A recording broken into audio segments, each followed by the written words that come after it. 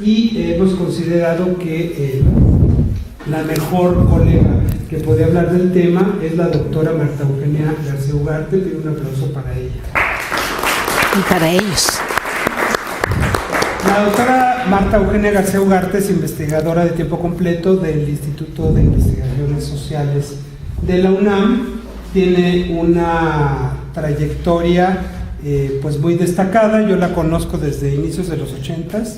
Antes, yo creo, pero bueno. Así es que ya hemos siempre compartido pues tanto temas como investigaciones, como proyectos, como eventos. Ella estudió el doctorado en la Universidad Iberoamericana, estuvo en Cambridge, prácticamente asesorada por David Braden, que ustedes lo conocen. Gracias a ella vino David Braden a Pachuca. Y bueno, la más conocedora colega acerca de la historia de la Iglesia del siglo XIX es justamente ella, y más sobre este periodo de la República Restaurada. Así es que pues los dejo con ella para que les dé, digamos, una visión a vuelo de pájaro de los fenómenos que ocurrieron en la República Restaurada. Adelante, Marta. Ok, muchas gracias, Pablo. Efectivamente, el doctor Serrano y yo tenemos mucho tiempo de conocernos, tanto compartir proyectos académicos, pero sobre todo una bellísima amistad, que en estos tiempos eso es lo que más vale, ¿no? Entonces yo le agradezco que me haya invitado a este diplomado y vengo muy contenta porque es primera vez que estoy en Hidalgo, ¿no? Espero que sea la primera de muchas y que no sea debut y despedida, ¿eh?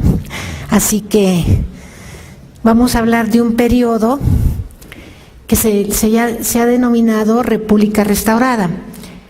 Creo que no es correcto. El periodo que se denomina así va del triunfo liberal sobre Maximiliano, sobre los imperialistas o los conservadores e imperialistas en 1867 a 1876, a finales de 76, concretamente el 19 de noviembre, cuando las fuerzas de Porfirio Díaz vencen a los lerdistas en Tecoaca, ¿no? Entonces, realmente es un periodo de 9 años, que sale después del imperio y concluye en el porfiriato. Es como un periodo apretado entre una serie de acontecimientos que ustedes ya vieron y el porfiriato, que es una de las etapas que la historiografía mexicana empieza a reconsiderar ahora.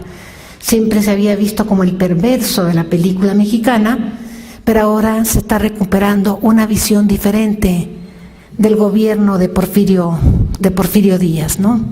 Ese es el periodo que vamos a ver ahora. ¿Y por qué digo que yo misma no he encontrado cómo llamarlo? Porque es la restauración de la República en todo el país, porque nunca dejó de existir la República. Benito Juárez, presidente legítimo, constitucional, entre comillas, pues anduvo rondando por toda la República desde el 62, que salen de la Ciudad de México, hasta el 67 cuando regresan, ¿no? Entonces fueron 4 años fuera de la Ciudad de México, pero no tiempo que no hubiera república. Había 2 gobiernos, el imperialista y el republicano, ¿no? Entonces, por eso no se restaura la república, pero sí la república se establece, el sistema republicano se establece en todo el país, ¿no? Pero honestamente no he encontrado la forma como describir estos años en un concepto que pudiera expresar lo que realmente fue, ¿no? Pero históricamente, desde hace, yo creo, muchos años, se le denomina así, República Restaurada.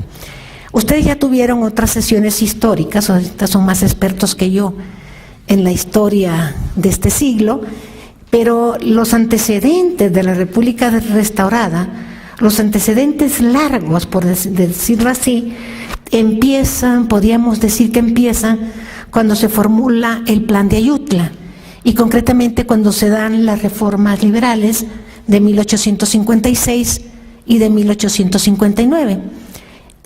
Cuando se publica la Constitución del 57, es en el 57, y hay una gran oposición, no solamente de la prensa, el público, sino también del mismo gobierno, porque sí les hablaron de la Constitución del 57, ¿verdad?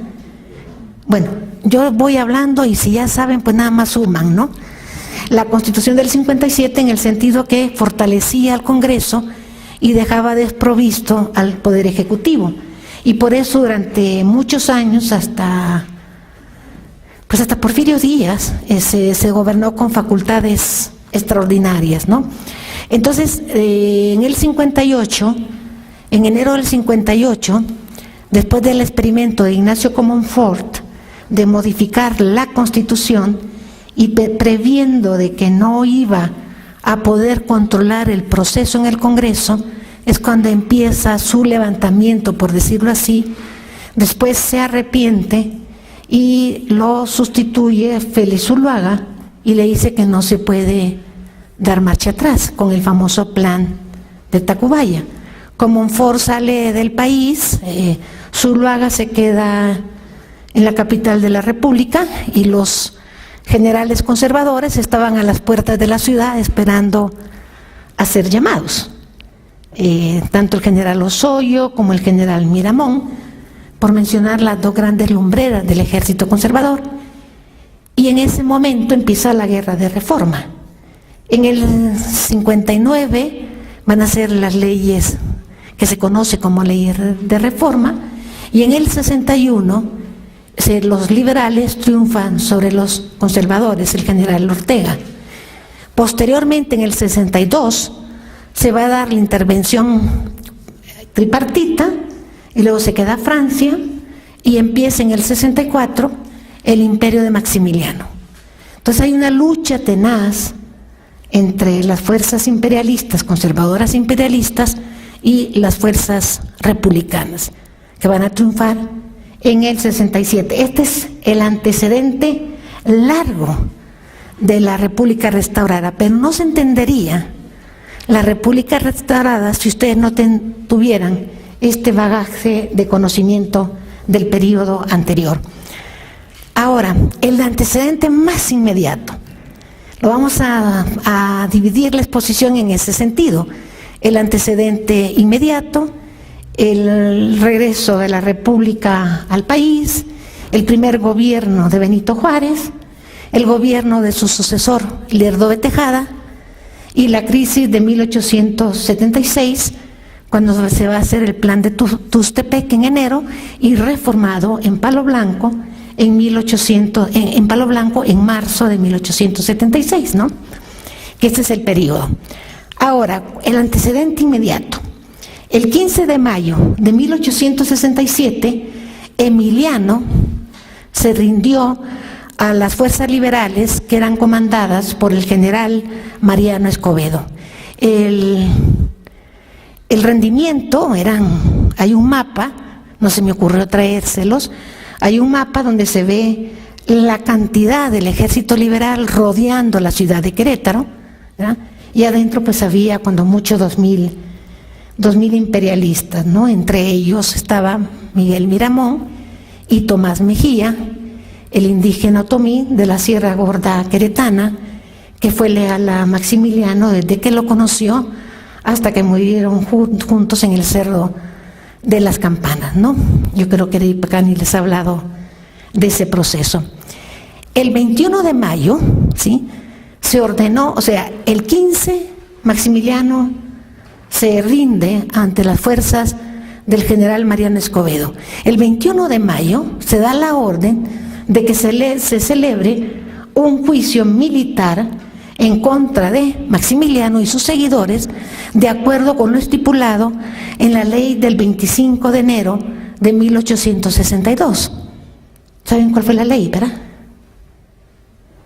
La ley del 25 de enero de 1862 es muy importante, bueno, es el marco jurídico que va a permitir tanto el juicio como el fusilamiento de Miramón, Mejía y Maximiliano, pero además es del 62 porque se promulga en el momento que los ejércitos de España, Inglaterra y Francia van a intervenir el país en el 62, la intervención tripartita. Y se dijo en ese decreto que todo aquel que apoyara de una u otra manera a las fuerzas extranjeras ameritaban la pena de muerte. Entonces lo que se le aplica a Maximiliano es una ley emitida en 1862. De hecho, el mismo Maximiliano se la quiso aplicar a Juárez, pero finalmente no lo hicieron, ¿no? Pero Juárez sí se la aplica a él, ¿no? En Viena, Austria, de donde es originario Maximiliano, de la Casa Habsburgo, se enteran de los acontecimientos el 2 de junio de 1867. De inmediato, el hermano, que es el emperador de Austria, Imperio Austrohúngaro, Francisco José, le pide a Napoleón III que apoye a Maximiliano. Cuando se van a convocar las elecciones, González Ortega va a querer participar, pero lo meten a la cárcel con aquel vieja denuncia y aquel decreto que lo declaraba fuera de la ley por haber abandonado su puesto. De hecho, sale de la prisión hasta 1868. Entonces, aunque se va a lanzar también Porfirio Díaz y Benito Juárez, en realidad Benito Juárez gana una vez más la presidencia. Había demasiado prestigio. Uno de los liberales de la época decía que la Reforma se había sobrepuesto sobre el mismo Benito Juárez. Era más fuerte la Reforma que el personaje, ¿no? Y en este momento, ya cuando es presidente constitucional, en el 71, de hecho va a ser el año del primer levantamiento de Porfirio Díaz, el plan de la Noria. En 1875, decía, 71, Ignacio Ramírez, de cuya lealtad liberal no puede haber ninguna, ¿cómo se dice?, ninguna duda, decía que Juárez era el presidente oficial constitucional, que Lerdo era el candidato de los hombres literatos y de algunos políticos del régimen, pero que Porfirio Díaz era el candidato del pueblo. Fíjense la imagen de Porfirio Díaz, después la vamos a ir cambiando, ¿no? Entonces, muy interesante, ¿no? Y en este momento, sí, ya en el 71, Lerdo y Díaz se van a unir, porque Sebastián Lerdo quiere ser presidente, pero Benito Juárez no lo deja. Entonces se van a unir y Lerdo se va a unir a Díaz, se separa de Juárez y se une a Díaz. Pero Lerdo es un hombre muy inteligente y Lerdo lo que decide es, estaba en el Ministerio de Relaciones Exteriores, se sale de ese ministerio, pero sigue como presidente de la Suprema Corte de Justicia. Ustedes saben por qué, ¿verdad? Porque si ahí queda fuera el presidente, constitucionalmente el Supremo Corte sucedía al presidente. Y yo me imagino que aunque por ahí decimos que la muerte de Juárez en 72 fue sorpresiva, yo creo que Juárez ya estaba enfermo desde el 71. ¿Cómo lo sé? Porque, ¿te acuerdan de la ley del 62? Es que creo que me hizo falta el pizarrón para apuntar. Pero ¿se acuerdan de la ley del 62? Por la cual era decreto de muerte a todos los que apoyaran al imperio. ¿Sí se acuerdan de eso, verdad? Bueno, desde el 62, en el 71, en el 71, cuando Juárez en el 62 se da esa ley, y se decreta que todos los que apoyaron al imperio no pueden entrar al gobierno. Y además se expulsa. Incluso hay una gran discusión en las cámaras y en la prensa sobre el derecho de amnistía. No era posible que media república quedara fuera del funcionamiento de la nación. Había que darle amnistía a los conservadores e imperialistas, ¿sí? Esto es la gran discusión del Congreso en 1870. Si en el 61 Ignacio Altamirano decía en el Congreso del 61, nos sobran árboles para colgar a los obispos traidores responsables de la guerra de reforma, en el 70 los diputados están discutiendo, no podemos gobernar solo con liberales, no podemos construir el país del futuro solo con los liberales, necesitamos a los conservadores, que nada más eran los del dinero, necesitamos a los liberales, ¿no? Esto se está hablando en el 70 y se da un decreto de amnistía que dejaba fuera a los sujetos que habían servido directamente al imperio. Entre ellos se encontraba mi personaje preferido, el obispo Labastida. ¿Por qué? Porque había sido regente del imperio. Lo trataron muy mal los franceses, pero en el 63 es regente y le impiden el regreso. Labastida está desesperado en Roma. Fíjense, en el 56, cuando lo expulsa Comonfort, llega a Roma con el prestigio de un hombre que había defendido los bienes de la Iglesia y que era respetado por los conservadores, por los liberales y por la Iglesia. En el 67, cuando se va, huyendo de la derrota de Maximiliano, él se va en febrero, en junio ya están matando a Maximiliano, ¿verdad? Él se va con el último grupo del ejército francés que sale de México el 5 de febrero. Dice que se va porque va a ir al Congreso, al Concilio Vaticano. En realidad se va porque el miedo es muy grande, ¿verdad? Y aunque Maximiliano le dice que se quede, que porque su salida va a ser la evidencia de que su imperio fracasó, él dice, no, yo no me voy porque usted está fracasando, yo me voy porque me llama el Papa. Es un pasaje que me cuesta mucho contar porque queda un poquito lastimada la figura, ¿verdad? Pero se va.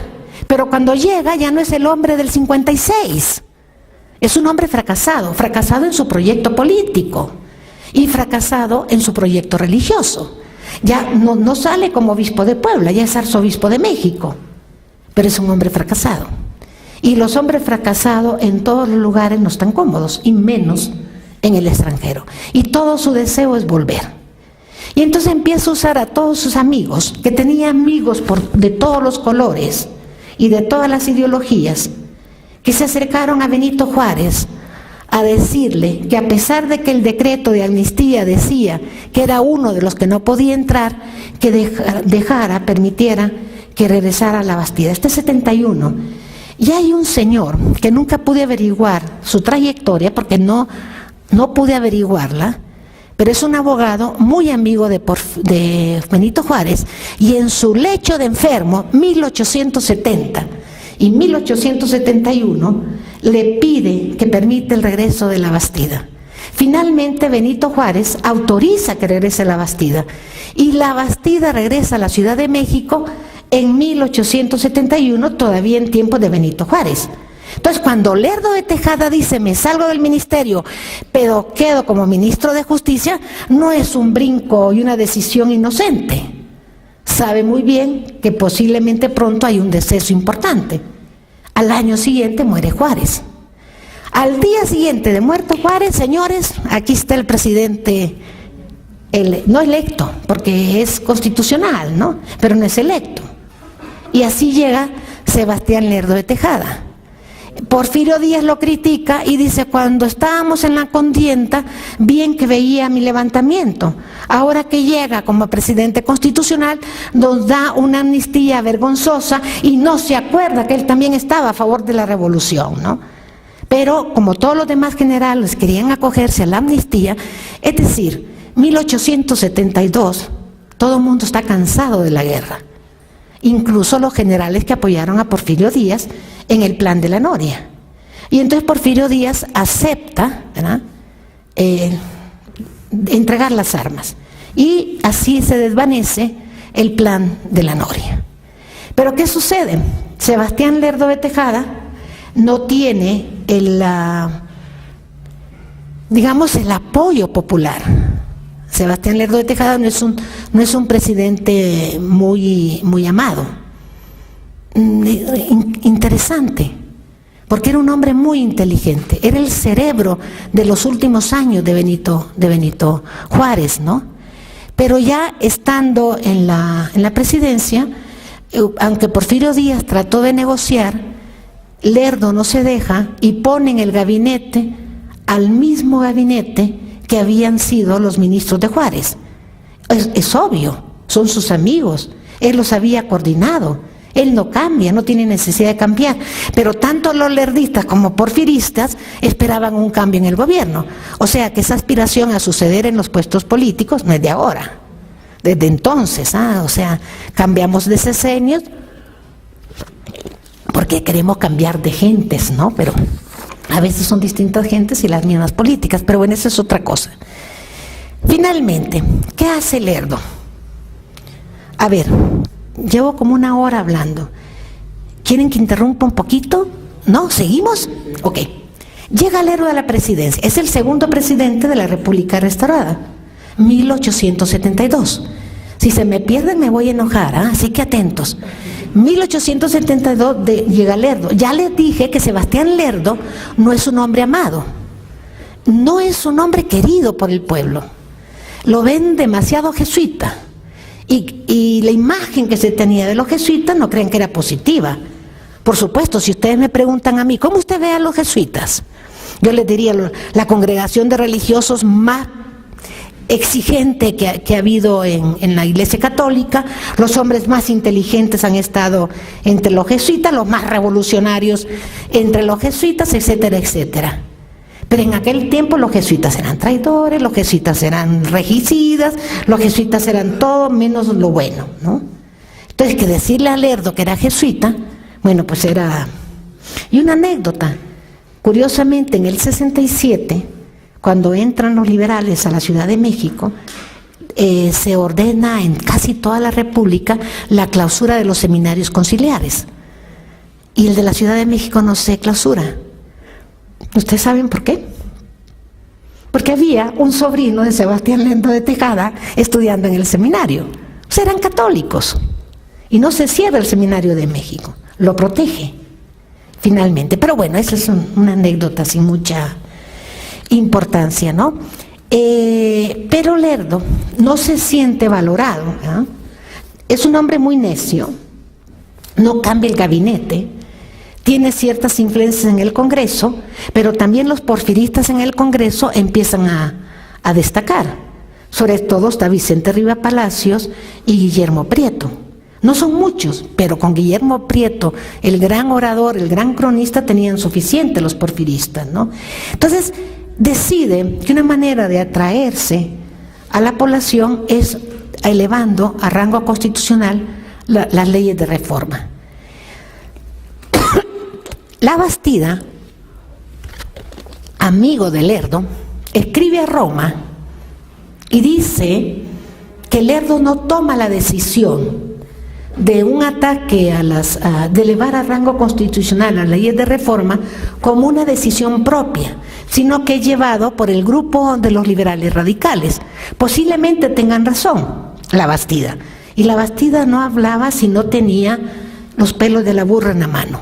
Era un hombre que estaba muy bien informado, porque tenía gente en todos lados, incluso en el Congreso, en una época que se suponía que no podía haber católicos ni conservadores en el Congreso, pero lo sabía.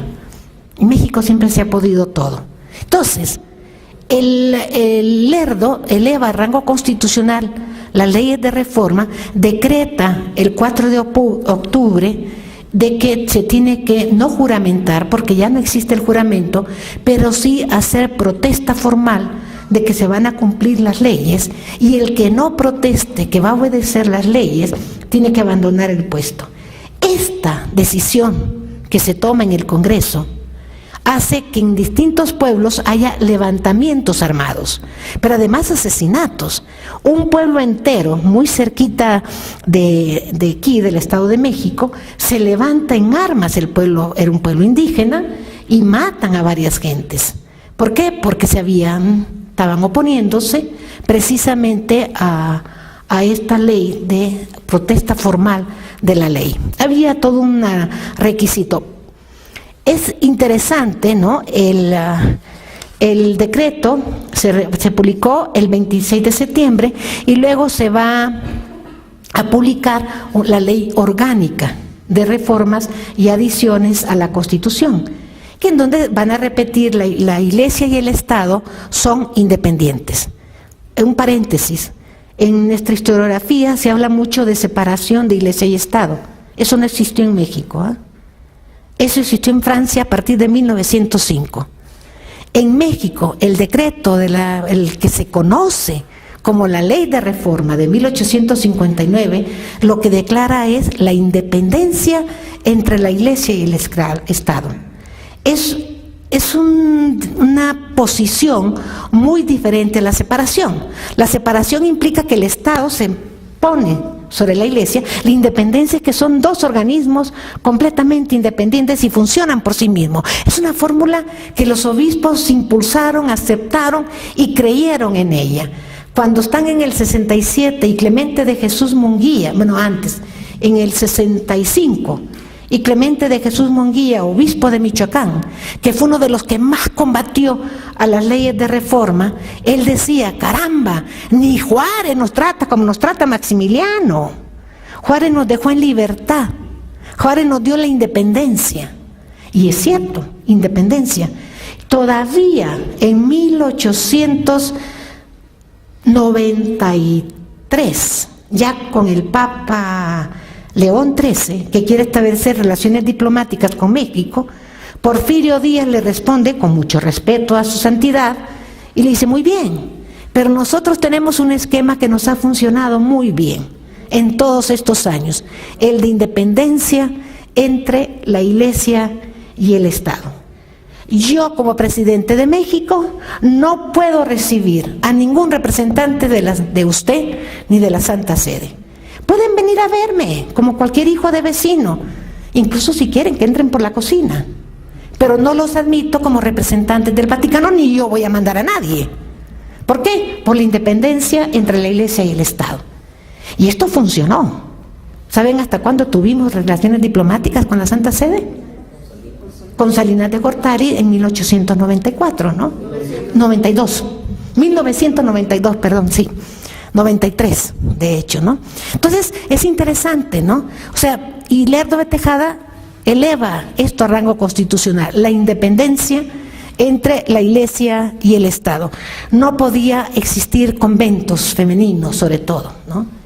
Y es de la noche a la mañana sacan a más de 200 mujeres, porque había conventos clandestinos. El obispo Labastida, incluso desde que regresa, arzobispo Labastida, desde que regresa a México en 1871, trae un gran afán por fundar conventos de religiosas, escondidos, clandestinos, y los descubren y las sacan a las mujeres a la calle. Y decían la prensa, incluso alguna prensa liberal, decía, bueno, sí, estamos de acuerdo con la medida, pero por favor, tiene que haber más respeto. El comportamiento en el 72, 73, 74, fue en 1874, fue muy diferente al convertimiento de los liberales dirigidos por Juárez en 1861. Hay exclaustración de religiosas, pero con una dote, que eran muy bienvenida entre las familias campesinas. 4,000 pesos de aquellos años era una fortuna, ¿no? Pero esto no, a la calle sin ninguna consideración. Y lo más grave es que para la Iglesia era que reportaban que la educación iba a estar en manos del Estado y por otra parte expulsar a las hermanas de la caridad. Y las hermanas de la caridad eran las que se dedicaban a la asistencia y fueron las únicas que los liberales en el 61 y 62 no tocaron, pero con Lerdo los toca y decreta individuos indeseables, además de redecretar o de volver a decretar la expulsión de los jesuitas. Además decreta la salida de varios religiosos extranjeros perniciosos, entre ellos un italiano, Anticoli, que era el secretario particular de Labastida, el padre Vilaseca, que era un vicentino que había formado un colegio clerical que va a ser de gran importancia, el colegio clerical de San José, el padre José Soler, que era un jesuita que estaba dirigiendo el seminario conciliar, que era el vicerrector, que era el rector, porque en el seminario conciliar el rector era el arzobispo, el vicerrector era el que administraba el seminario, pero en realidad era el rector, ¿no? Un hombre joven de 40 años, casi todos tenían 40 años, ¿no? Entonces los expulsa, ellos mandan una carta a Benito Juárez, una carta a Lerdo diciendo, ¿saben qué? Estamos recluidos sin ningún juicio previo, qué sé yo, pero a todos los expulsan del país, ¿no? Y luego, finalmente, los obispos, con Labastida a la cabeza, escriben una carta pastoral colectiva para dar su posición con respecto a la ley orgánica. Y lo que es interesante de esta carta no la escribe el señor Labastida, lo escribe el que es entonces obispo de Querétaro, el señor Camacho, que es un hombre muy inteligente, el señor Camacho. escribe la carta pastoral, y es una carta pastoral muy moderada. Moderada en el sentido que no llaman a las armas, no, ni a la oposición con el gobierno, por supuesto que no, estamos en los tiempos modernos. Sí, nos están afectando, sí tienen un proyecto bastante decisivo en cuanto a no permitir la educación religiosa, no permitir procesiones fuera de los templos, no permitir que se recaben limosnas fuera también de los templos y expulsar a las hermanas de la caridad. Pero lo que vamos a hacer es un programa pastoral serio, riguroso, para conservar a los católicos unidos a la Iglesia.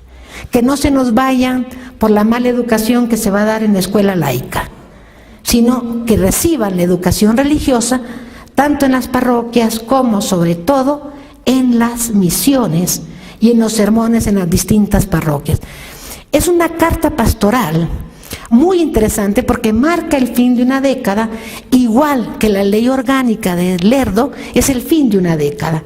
Digamos que con la ley orgánica de 1874 y la carta pastoral de los obispos de 1875 concluye el período que se había iniciado allá con el plan de Ayutla de 1855. Interesante, ¿verdad?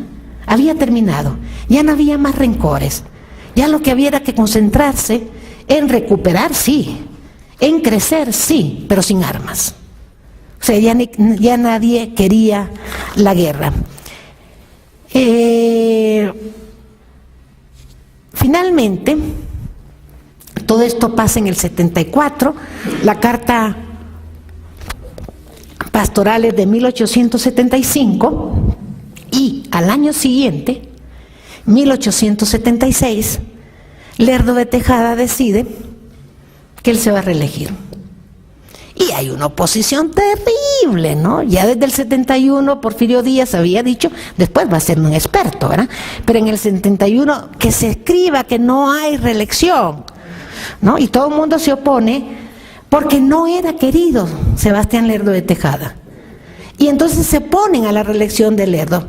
Y en el momento en que el Congreso le da la autorización para ser presidente electo constitucional, en ese momento José María Iglesias, que es el presidente de la Suprema Corte de Justicia, desconoce el nombramiento de Lerdo, que era gran amigo de Lerdo, desconoce el nombramiento de Lerdo y toma la de Villadiego y se va a Guanajuato, donde el general Antillón le va a dar su apoyo y da su escrito que se conoce como el Manifiesto de Salamanca, en donde él, como presidente interino constitucional, dice la forma como va a gobernar. Y esta es la otro periodo, ¿sí? Porfirio Díaz también quiere competir y se levanta con el plan de Tuxtepec en enero de 1876, pero que es reformado en Palo Blanco en marzo. Y entonces esto es verdaderamente es una etapa, digamos que es el fin de la República restaurada. Aquí vimos cómo inició con el juicio de Maximiliano, cómo funciona Benito Juárez y cómo funciona Sebastián Lerdo de Tejada, cómo se ven los intereses políticos que se habían ido creando en tantos años de guerra, ¿no?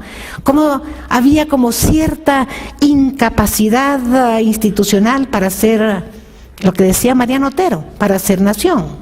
Y todo el esfuerzo por reconstruir tanto el Estado como la nación, como a los ciudadanos mexicanos. Eso es lo que representa la República restaurada. 76, ahí llega la República restaurada.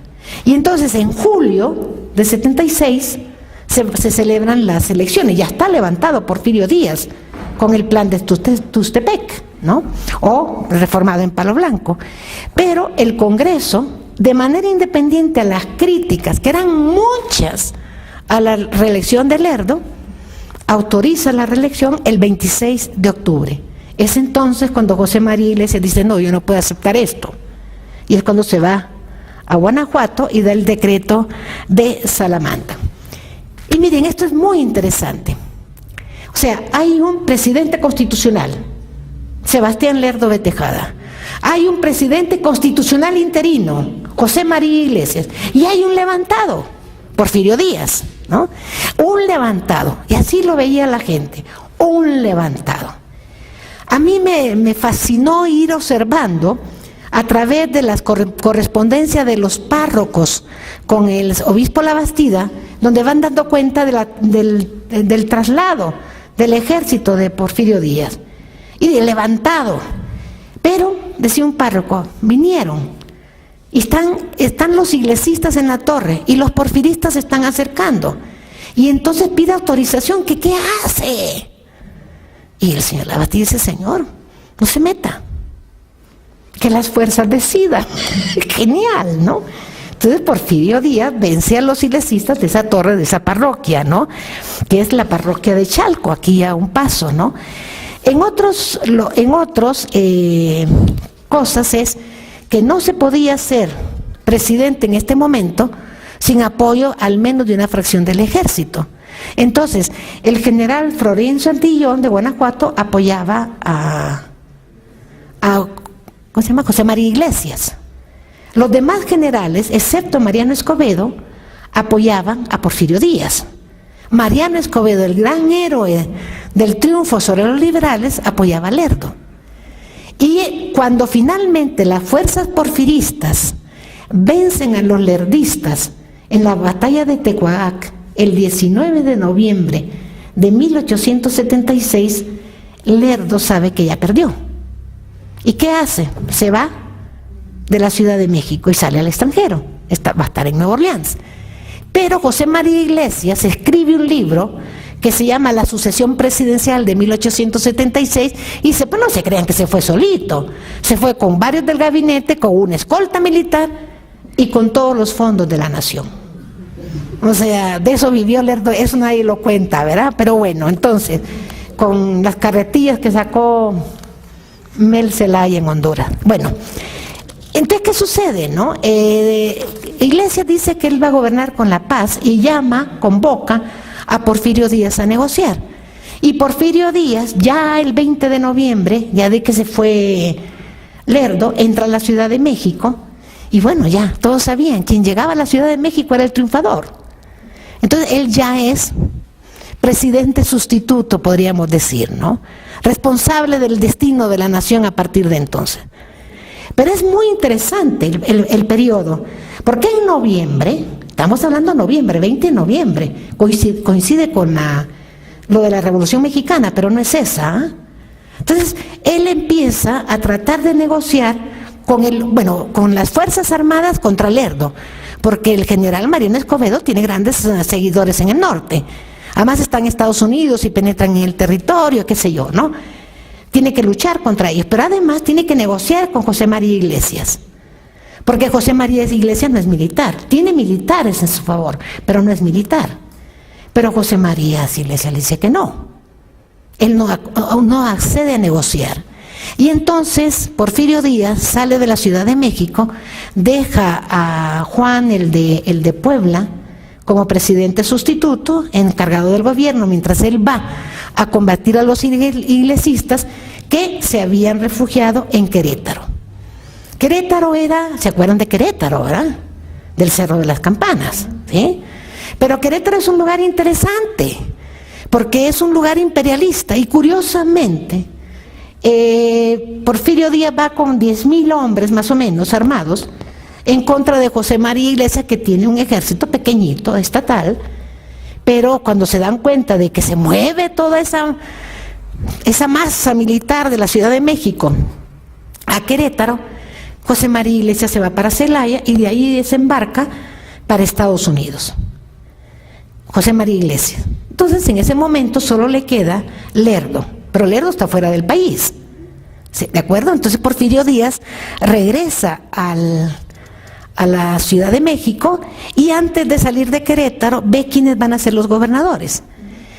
Y Porfirio Díaz desde entonces, todavía en 1876, tiene en mente negociar con todas las fuerzas políticas. ¿Quién es el primer gobernador porfirista de Querétaro? ¿Lo saben? Bueno, primero fue en el 67 con Juárez fue Julio Cervantes, un liberal intachable, aunque una carrera política interesante, en ciertos sentidos, pero con Porfirio Díaz van a llegar dos imperialistas, los dos ayudantes y segundos de Tomás Mejía, el general imperialista que murió con Maximiliano en el Cerro de las Campanas. Y estos dos generales van a ser gobernadores de Querétaro. O sea, son imperialistas, puros. No, nada, bueno, uno ranchero, cacique, qué sé yo, Rafael Olvera. Y en el 77, cuando está el proceso electoral, empieza una serie de correspondencia de distintos lados diciendo que no era posible que los liberales le dieran el mandato a conservadores imperialistas como los queretanos.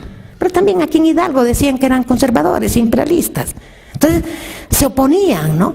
Pero don Porfirio no, decía sí. Y hay un decreto que es muy interesante, ya en el 77, del 15 de enero de 1877, seguro que está en el internet, porque ahora los documentos importantes los pueden encontrar en Google, poniendo decreto del 15 de enero. No sé si está, pero lo interesante del decreto del 15 de enero es que Porfirio Díaz garantiza: voy a respetar las leyes de reforma, me voy a regir por ellas. Precioso. Nosotros somos un gobierno liberal, pero vamos a respetar las conciencias, aún las extraviadas. Imagínense, la de los católicos, son los extraviados. Y hay, muy interesante, porque en este momento el arzobispo Labastida estaba tratando desde el 74 de que la Santa Sede lo autorizara para que los católicos, sin organizarse como partido político, pues, acuérdense que está el Partido Conservador, el Partido Católico que dice Julio Justo Sierra, sino como individuos que puedan participar. Pero para que puedan participar tienen que rebasar el impedimento que les ponía la ley, o rebasarlo, autorizados por la Iglesia, de prestar no el juramento, el formato, que van a aceptar las leyes y que van a gobernar con las leyes. Y la cuestión era que firmaban un convenio con los obispos de sus lugares, en donde decían: sí, voy a disputar tal puesto, pero voy a hacer todo lo que pueda para que se respeten las leyes eclesiásticas. Pero si no puedo, no hago nada. Y no me pueden excomulgar, ni me pueden sacar de la iglesia. Ese es el acuerdo que llega a Labastida. Y entonces empiezan a llegar ya en el 77, en el proceso electoral, y después de esto que dice en enero, del 15 de enero, de que va a respetar las conciencias extraviadas, que es una palabra muy interesante, entonces empiezan a llegar las denuncias de que los católicos andan revueltos por todo el país. Hay una confusión, porque algunos dicen católicos, la mayoría dice conservadores, pero en realidad eran los católicos, contienden por puestos de gobernador, por diputados. En realidad perdieron todos, porque los candidatos eran invotables. ¿Quién iba a votar por Félix Zuluaga? Nadie, ¿no? Bueno, creo que nadie, ni los mismos conservadores, ¿no? Si su prestigio estaba muy manchado, ¿no? Pero compitieron, ¿no? Y entonces compiten por este decreto, por esta carta circular que manda el secretario de Gobernación, Protasio Tagle, en nombre de Porfirio Díaz, ¿no? La otra cuestión es que Porfirio Díaz, desde el primer momento, y sobre todo en el 77, tiene una correspondencia intensiva con Servando Canales, con Ramón Corona, con Treviño, con Naranjo, con los generales que le habían apoyado, y los hace responsables del destino de la nación. No soy yo solito, señores, son ustedes conmigo, ustedes no me pueden abandonar. Ustedes están comprometidos en el proyecto de regeneración del país.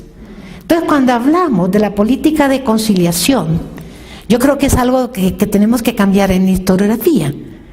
Porfirio Díaz quería regenerar el país con la participación de todas las fuerzas políticas y está en continua negociación con los generales desde 1877 hasta que se va en 1911, ¿no? No era un hombre que gobernaba absolutamente por sí mismo, era un hombre en continua y constante negociación. Lo que pasa es que no hemos revisado las cartitas que están ahí, publicadas incluso como libros, ¿no? Y los católicos, curiosamente, empezaron a ver a Porfirio Díaz como el hombre que venía a transformar la situación política de la Iglesia. Por ejemplo, Ignacio Aguilar y Marocho, lo han de haber mencionado en las clases que tuvieron sobre el imperio, pero Ignacio Aguilar y Marocho era un imperialista convencido. Él es el representante de Maximiliano ante la Santa Sede. Fíjense cómo era Aguilar y Marocho. En el momento que todos los imperialistas y conservadores se están dejando el barco, en 1867, Aguilar y Marocho se viene a México para apoyar a su amado emperador. Y llega y el emperador ya está fusilado. Los liberales lo toman y lo meten a la cárcel. Ese es Aguilar y Marocho. Pero Aguilar y Marocho funda un periódico, El Pájaro Verde. Todos sabían quién era Aguilar y Marocho. Posiblemente ahora no, pero en aquellos años sí. Es el que hace además el documento para pedir la monarquía, que está publicado en un libro que él escribe, La familia enferma. Ahí está el documento, ahí está también en el archivo de Condumex en México. Es un documento extraordinario por su redacción, aunque las ideas sean terribles, ¿no? Y entonces, ¿qué sucede con Aguilar y Marocho? Escribe en El Pájaro Verde y dice, ojalá vemos, fíjense, lo voy a leer porque esto es digno de leerse, vemos a un gran número de católicos saludar el advenimiento de la caída de Lerdo y sus secuaces. ¿Qué vendrá después? Venga lo que viniere, si el general Díaz con sinceridad e hidalguía, sin miedo y sin medias tintas, nos vuelve a los católicos la libertad, ya verá cómo los católicos sabemos morir por él. Y viene más. Esto es traducido por algunos historiadores como los conservadores. No, está clarito. ¿Ustedes oyeron conservadores? Yo tampoco. Yo leí católicos. De principio a fin, católicos. Pero en la correspondencia, incluso de la época, se confunden a los católicos con los conservadores. Pero no eran los conservadores, eran los católicos. Y ellos ven con simpatía el movimiento de Díaz.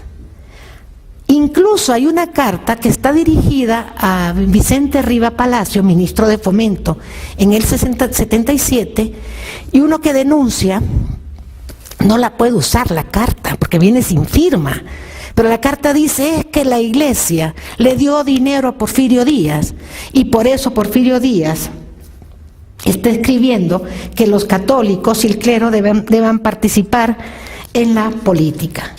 Bueno, esto lo vi en una carta que está en el archivo de Austin, pero algunos historiadores, sobre todo ya en la época del Porfiriato, dijeron que sí, que la Iglesia había financiado el golpe del plan perdón, iba a decir muy mal, había financiado el plan de Tustepec de Díaz y que por eso Díaz había sido tan permisivo con la Iglesia. Hasta el día de hoy, en toda la documentación que yo he revisado, que por supuesto no es toda y me falta mucho, yo no he visto que un obispo le haya dado dinero a Díaz. He visto la prensa católica favorable a Díaz. Y he visto cómo van cambiando los párrocos de aquel levantado. Cuando ya Porfirio Díaz va a llegar a México el 20 de noviembre, un párroco y escribe: vienen las fuerzas del general, el caudillo está llegando a México. Ya no era el levantado, era el caudillo. Hay una transformación en la mentalidad del México católico de aquellos años, hay una transformación de la imagen y la forma como perciben a Porfirio Díaz. Y esto es 1877. O sea, ya el caudillo, el gran jefe, el gran presidente, ¿no? Finalmente, el arzobispo Labastida escribe incluso, por eso no pienso que dieron el dinero, que está cansado de tanta guerra. Y además dice, ni los de Lerdo logran definir, ni la revolución logra triunfar. Las gentes de dinero ya se están yendo del país, vamos a caer en la miseria.